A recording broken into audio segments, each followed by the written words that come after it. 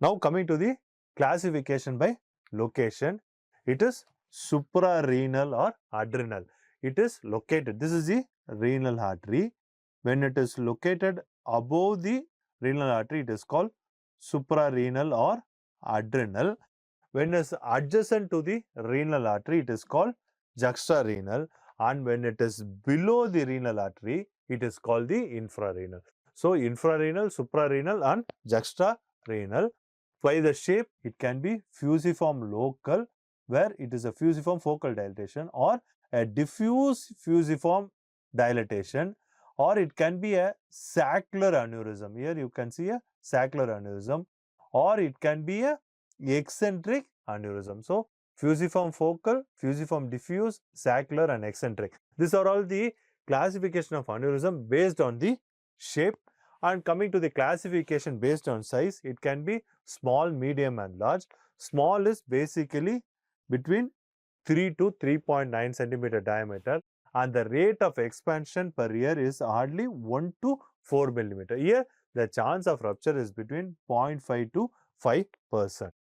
Another small aneurysm is between 4 to 4.9.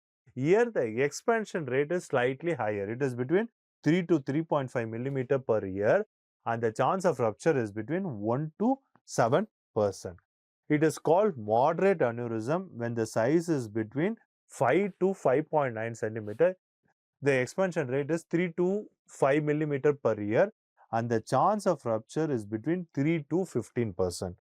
And coming to large, here the diameter is around 6 to 6.9 centimeter, and the expansion rate is 6 to 8 millimeter per year, and the chance of rupture is between 10 to 20%. And very large aneurysm is when the size is between 7 to 7.9 centimeter. Here the expansion rate is again 6 to 8 millimeter per year, and the chance of rupture is between 20 to 40%. So, as the size goes up, the expansion rate increases and the chance of rupture increases. That is the bottom line. So, basically, when you do intervene in this patient with aneurysm, you look at the diameter. The diameter is less than 3 or between 3 to 3.5 or greater than 5.5. If it is less than 3.5, no rescreening is required unless specifically you look for that pathology. If it is between 3 to 3.5, you look at the rupture risk and the operative risk. If there is low rupture risk and high operative risk, you go with surveillance. If there is high rupture risk and low operative risk, immediately you go with the surgical repair. If the aortic diameter is greater than 5.5, you go with the surgical repair. These are the various interventions you do based on the diameter, rupture and the operative risk.